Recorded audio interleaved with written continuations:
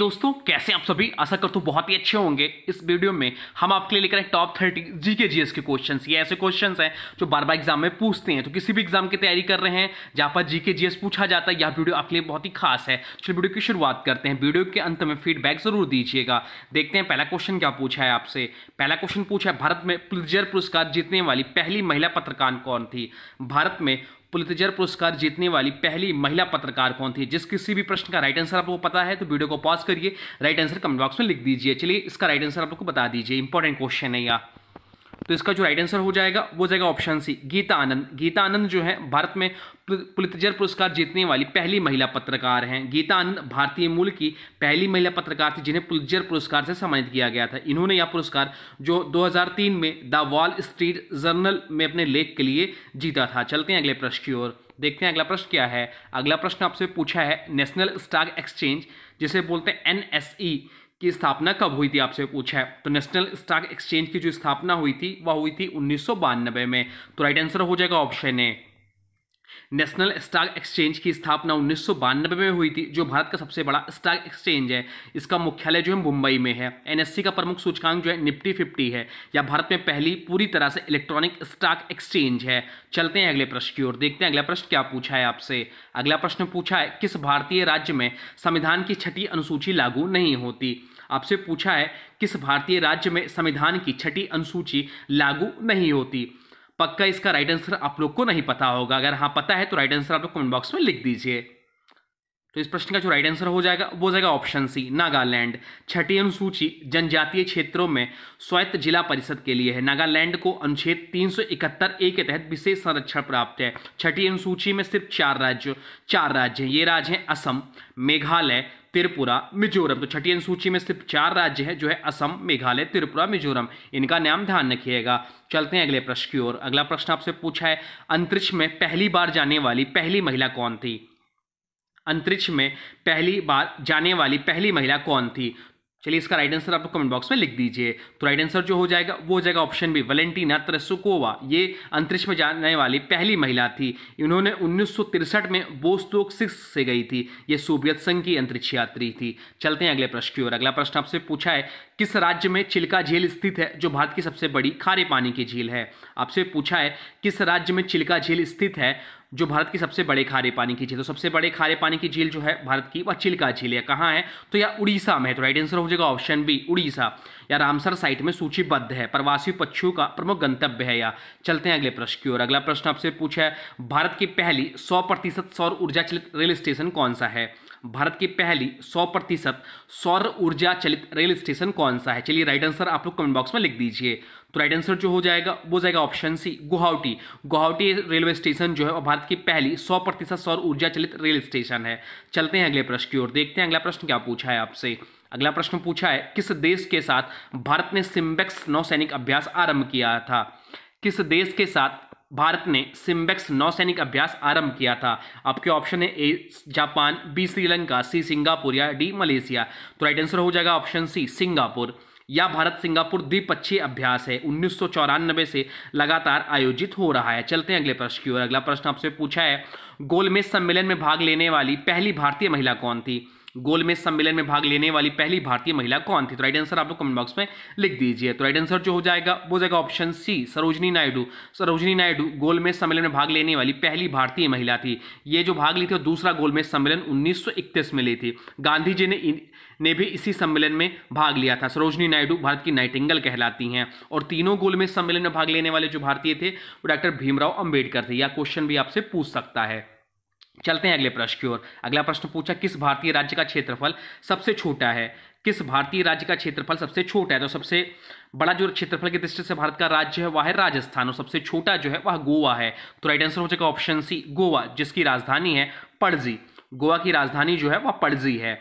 गोवा जिसका जो है 3702 वर्ग किलोमीटर है। 1987 में पूर्ण राज्य का दर्जा मिला इसे।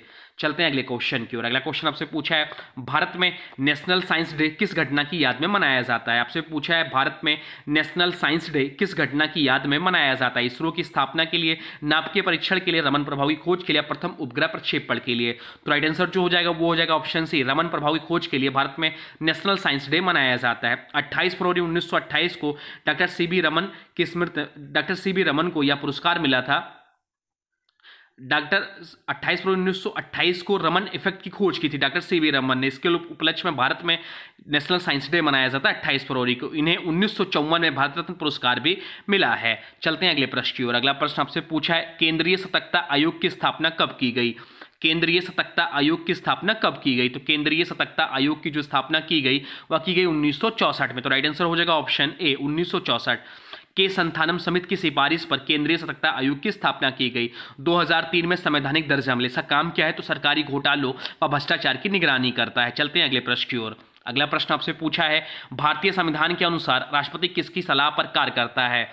भारतीय संविधान के अनुसार राष्ट्रपति किसकी सलाह पर कार्य करता है। राइट आंसर जो हो जाएगा वो जाएगा ऑप्शन डी, मंत्रिपरिषद। अनुच्छेद 74 जो है मंत्रिपरिषद की सलाह बाध्यकारी है। राष्ट्रपति जो है प्रतीकात्मक पद है, संसदीय प्रणाली का आधार है। चलते हैं अगले क्वेश्चन की ओर। अगला क्वेश्चन आपसे पूछा है राष्ट्रीय महिला आयोग की स्थापना किस वर्ष हुई। राष्ट्रीय महिला आयोग की स्थापना किस वर्ष हुई। तो राष्ट्रीय महिला आयोग की जो स्थापना हुई है वह 1992 में हुई है। राइट आंसर हो जाएगा ऑप्शन है 1992 में। कमेंट बॉक्स में बताइए वर्तमान समय में राष्ट्रीय महिला आयोग के अध्यक्ष कौन है। चलते हैं अगले क्वेश्चन की ओर। अगला क्वेश्चन आपसे पूछा है किस राज्य को भारत का टेक्सटाइल हब कहा जाता है। किस राज्य को भारत का टेक्सटाइल हब कहा जाता है। चलिए राइट आंसर आप कमेंट बॉक्स में लिख दीजिए। तो राइट आंसर जो हो जाएगा वो जाएगा ऑप्शन बी, गुजरात। गुजरात राज्य को भारत का टेक्सटाइल कहा जाता है। सूरत गुजरात का यह सिंथेटिक टेक्सटाइल का गढ़ कहा जाता है। कच्छ को खाद्य और हथकरघा के लिए प्रसिद्ध है। चलते हैं अगले क्वेश्चन की ओर। अगला क्वेश्चन आपसे पूछा है, चलिए देखते हैं क्या पूछा है आपसे। अगला क्वेश्चन पूछा है किस अधिनियम के तहत सुप्रीम कोर्ट की स्थापना भारत में हुई। किस अधिनियम के तहत सुप्रीम कोर्ट की स्थापना भारत में हुई। तो राइट आंसर जो हो जाएगा वो जाएगा ऑप्शन बी, रेगुलेटिंग एक्ट 1773 के तहत। 1774 में कलकत्ता में सुप्रीम कोर्ट की स्थापना हुई। पहला मुख्य न्यायाधीश एलिजा इम्पे बने। कंपनी प्रशासन पर नियंत्रण हेतु यह कानून बनाया गया। चलते हैं अगले क्वेश्चन की ओर। अगला क्वेश्चन आपसे पूछा है डाल्फिन अनुसंधान केंद्र कहाँ स्थित है। डाल्फिन अनुसंधान केंद्र कहाँ स्थित है। तो डाल्फिन अनुसंधान केंद्र जो स्थित है वह आपका भागलपुर में स्थित है। राइट आंसर हो जाएगा ऑप्शन है भागलपुर में। गंगा डाल्फिन पर विशेष अध्ययन, गंगा की जैव विविधता को संरक्षित करने हेतु बिहार का पहला ऐसा संस्थान है या। चलते हैं अगले क्वेश्चन की ओर। अगला क्वेश्चन आपसे पूछा है राष्ट्रीय खाद्य सुरक्षा अधिनियम कब लागू हुआ। राष्ट्रीय खाद्य सुरक्षा अधिनियम कब लागू हुआ। तो राइट आंसर जो हो जाएगा वो जाएगा ऑप्शन सी, 2013 में लागू हुआ। इसमें 75% ग्रामीण 50% शहरी आबादी को सस्ता अनाज के लिए बाध्य है। अंत्योदय और प्राथमिकता श्रेणी अधिकार आधारित कानून है। चलते हैं अगले क्वेश्चन की ओर। अगला क्वेश्चन आपसे पूछा है वह पूछा है पंचायती राज व्यवस्था संविधान के किस अनुच्छेद में निहित है। पंचायती राज व्यवस्था जो है आपसे पूछा है संविधान के किस अनुच्छेद में निहित है। तो राइट आंसर हो जाएगा ऑप्शन बी, अनुच्छेद 243 से अनुच्छेद 243 ओ तक। 73वां संविधान संशोधन जो कि 1992 में हुआ के तहत पंचायती राज व्यवस्था लागू हुआ है। त्रिस्तरीय प्रणाली है और ग्रामीण अनुसूची में पंचायत विषय सूची है। चलते हैं अगले क्वेश्चन की ओर। देखते हैं अगला क्वेश्चन क्या पूछा है आपसे। अगला क्वेश्चन पूछा है भारत के किस प्रधानमंत्री काल में बैंक राष्ट्रीयकरण हुआ। भारत के प्रधानमंत्री के काल में बैंक राष्ट्रीयकरण हुआ। तो राइट आंसर जो हो जाएगा वो जाएगा ऑप्शन बी, इंदिरा गांधी के कार्यकाल में। इंदिरा गांधी देश की पहली महिला प्रधानमंत्री, तो पहली महिला जो है भारत रत्न पुरस्कार मिला। कब मिला भारत रत्न पुरस्कार तो 1971 में मिला। सबसे पहली महिला जिन्हें भारत रत्न पुरस्कार मिला है। चलते हैं अगले क्वेश्चन की ओर। देखते हैं अगला क्वेश्चन क्या पूछा है आपसे। अगला क्वेश्चन पूछा है कौन सा एकमात्र भारतीय राज्य है जिसकी सीमाएं 3 देशों से लगती है। कौन सा एकमात्र भारतीय राज्य है जिसकी सीमाएं 3 देशों से लगती है। चलिए राइट आंसर आप लोग कमेंट बॉक्स में लिख दीजिए। तो राइट आंसर जो हो जाएगा वो जाएगा ऑप्शन बी, अरुणाचल प्रदेश। अरुणाचल प्रदेश की सीमाएं जो है वो 3 देशों से लगती हैं। ये देश हैं चीन, भूटान, म्यांमार। चलते हैं अगले प्रश्न की ओर। अगला प्रश्न आपसे पूछा है मगध महाजनपद की राजधानी कहाँ थी। मगध महाजनपद की राजधानी कहाँ थी। तो मगध महाजनपद की जो राजधानी थी वह राजगृह थी। तो राइट आंसर हो जाएगा ऑप्शन डी, राजगृह। प्रारंभिक राजधानी राजगृह थी, बाद में पाटलिपुत्र बना जिसका वर्तमान नाम पटना है। बिंबिसार अजातशत्रु इसके प्रमुख शासक थे। चलते हैं अगले क्वेश्चन की ओर। अगला क्वेश्चन आपसे पूछा है वह पूछा भारत का पहला राष्ट्रीय पार्क कौन सा था। भारत का पहला राष्ट्रीय पार्क कौन सा था। भारत का पहला राष्ट्रीय पार्क जो था जिम कॉर्बेट नेशनल पार्क। तो राइट आंसर हो जाएगा ऑप्शन सी, 1936 में इसका नाम तो जो था हैली नेशनल पार्क के रूप में था। उत्तराखंड में यहाँ स्थित है। बाघ संरक्षण हेतु प्रोजेक्ट टाइगर की शुरुआत यहीं से हुई है, जिसका बाद में नाम बदलकर जिम कॉर्बेट नेशनल पार्क रखा गया। पहले इसका हैली नेशनल पार्क नाम था। चलते हैं अगले क्वेश्चन की ओर। अगला क्वेश्चन पूछा है आपसे, किस भारतीय स्वतंत्रता सेनानी को भारतीय गणराज्य का वास्तुकार कहा जाता है? किस भारतीय स्वतंत्रता सेनानी को भारतीय गणराज्य का वास्तुकार कहा जाता है? तो राइट आंसर, चलिए राइट आंसर आप कमेंट बॉक्स में लिख दीजिए। तो राइट आंसर हो जाएगा ऑप्शन डी, बी.आर. अम्बेडकर को। संविधान निर्माण समिति के अध्यक्ष थे, ड्राफ्टिंग कमेटी के प्रमुख थे। 26 जनवरी 1950 को जो है हमारा संविधान लागू हुआ। चलते हैं अगले प्रश्न की ओर। अगला प्रश्न आपसे पूछा है, किस वैज्ञानिक खोज के लिए विलियम रॉन्टेंजन को पहला नोबेल पुरस्कार मिला? इंपॉर्टेंट मार्क कर लीजिए इस प्रश्न को।